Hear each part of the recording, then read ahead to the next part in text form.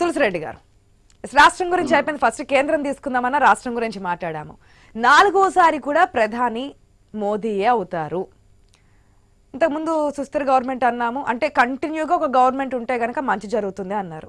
ఇంకా ఏపీ విషయానికి వస్తే కక్ష సాధింపు రాజకీయాలను ఉండవు. జగన్మోహన్ రెడ్డి గురించి కామెంట్ చేశారు కాబట్టి అది రమేష్ గారిని అడుగుదాము. ఏంటి 4వ సారి కూడా ప్రధాని అంటున్నారు, మీరేమో పక్క నుంచి బాటలు వేసుకుంటూ వెళ్తున్నారు. ఇది ప్రస్తుతము మొన్ననే ఎన్నికలు అయిపోయినాయి.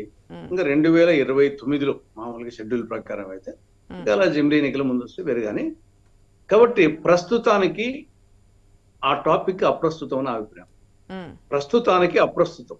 చాలా టైం ముందు వచ్చేసి అప్పటికి దేశంలో ఎన్ని మార్పులు, ప్రపంచంలో ఎన్ని మార్పులు. కాబట్టి ఇప్పుడు 2029 గురించి ఇప్పుడే దాని గురించి ప్రెడిక్ట్ చేయడం అనేది అంటే దేశం ఏ విధంగా డెవలప్మెంట్ అవుతోంది మోదీ సారథ్యంలో, మోదీ నాయకత్వంలో అని చెప్తున్నారు. ఓకే ఓకే ఇంకా కాబట్టి ఈ మధ్యలో ఆలోచిద్దాం. డెఫినెట్ గా వచ్చేసి మెరిట్స్ ఉంటాయి, డిమెరిట్స్ ఉంటాయి ఏ ప్రభుత్వానికైనా సరే. వాళ్ళు మెరిట్స్ చెప్పుకుంటారు, కానీ డిమెరిట్స్ కూడా చాలా ఉన్నాయి. ఫర్ ఎగ్జాంపుల్ వచ్చేసి అప్పుల భారత్. మేము వచ్చేసి కాంగ్రెస్ వాళ్ళం కానీ మిగతా ప్రతిపక్షాలు వచ్చేసి చంద్రబాబు నాయుడు గారు, బీజేపీ వాళ్ళు వాళ్ళ మెరిట్స్ చెప్తారు. మేము వచ్చేసి డిమెరిట్స్ కూడా దండిగా ఉన్నాయంటాం. ఒక అప్పుల భారత్ అయింది నరేంద్ర మోడీ గారి పీరియడ్ లో 1947 నుంచి 2014 వరకు దాదాపు వచ్చేసి 46 లక్షల కోట్ల రూపాయల అప్పు అయితే, మోడీ గారు వచ్చిన తర్వాత 10 ఏళ్లలో ప్రస్తుతం వచ్చేసి 185 లక్షల కోట్ల అప్పు ఉంది. 185 46 తీసేస్తే దాదాపు 141 లక్షల కోట్ల అప్పు 10 ఏళ్లలో అయింది. ఇక్కడ ఒక ప్రధానమంత్రి, అక్కడ 12 మంది ప్రధానమంత్రులు, అక్కడ 67 సంవత్సరాలు, ఇక్కడ 10 సంవత్సరాలు.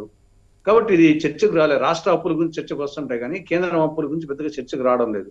కాబట్టి మోడీ పాలనలో అప్పుల భారత్ అయింది అనేది ఒక డిమెరిట్ మేము చూపిస్తాం. తర్వాత దేశ రాజధాని ఆఖరికి నివాస యోగ్యం కాని పరిస్థితికి వచ్చింది. ఢిల్లీ కాలుష్యం, అది రాష్ట్ర ప్రభుత్వమా కేంద్ర ప్రభుత్వమా ఏదైనా సరే భారతదేశ రాజధాని, అది కేంద్ర ప్రభుత్వం ఉండదే. కాబట్టి ఆఖరికి ఒకానొక పరిస్థితుల్లో ఢిల్లీ వచ్చేసి నివాస యోగ్యం కాదు అనే స్థాయికి పోయిందంటే ఇది ఒక ప్రభుత్వం యొక్క మెరిటా డిమెరిటా ఇది.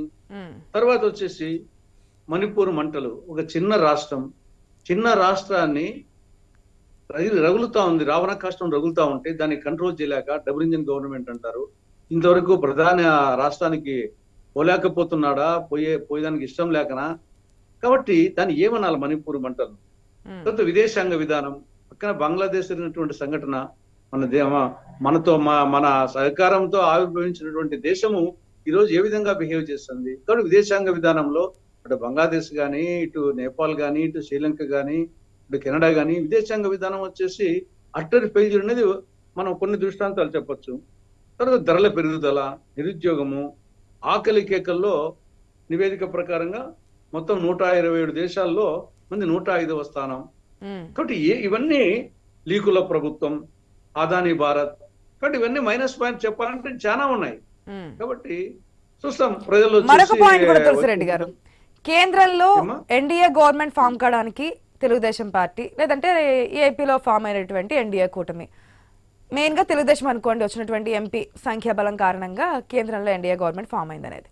అప్పట్లో చాలా ఈక్వేషన్స్ వచ్చాయి. కాంగ్రెస్ కూడా అడుగుతుంది టీడీపీ నీటి వస్తే మీకు ఏది కావాలంటే ఆ పదవి ఇస్తాము, మీకు డెవలప్ చేస్తాం, ప్రత్యేక హోదా ఇవన్నీ ఇస్తామన్నప్పటికీ అప్పుడు మీడియా అడిగిన ప్రశ్నలో భాగంగా చంద్రబాబు నాయుడు కూడా కామెంట్ చేశారు, మేము గెలిచిందే ఎన్డీఏతో కదా, మళ్ళీ ఎట్లా వెళ్ళిపోతున్నామని చెప్పి క్వశ్చన్ ఎట్లా అడుగుతున్నారు, మేము ఎన్డీఏతోనే ఉంటామని చెప్పారు.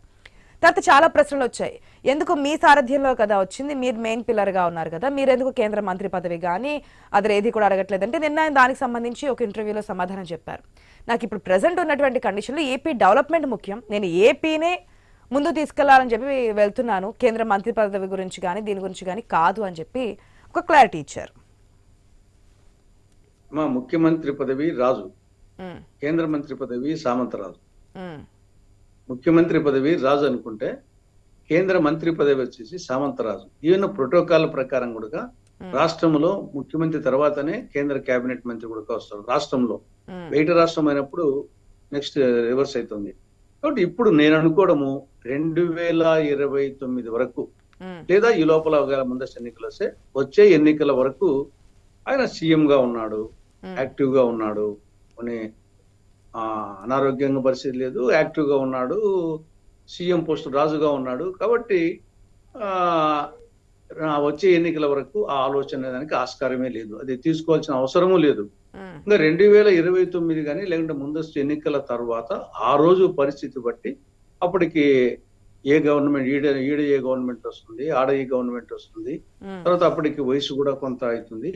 ఆ నేపథ్యంలో వచ్చేసి అప్పుడేమన్నా అప్పుడు కూడా వచ్చేసి నాకు తెలిసి కేంద్ర మంత్రి పదవి కాదు, ఆ రోజు పరిస్థితి బట్టి ఇంకా ఆయన వచ్చేసి భారత రాష్ట్రపతి పదవికి ట్రై చేయొచ్చు, అంతవరకే గాని ఇంకా ప్రధానమంత్రి ఇప్పుండే పరిస్థితిలో కష్టం.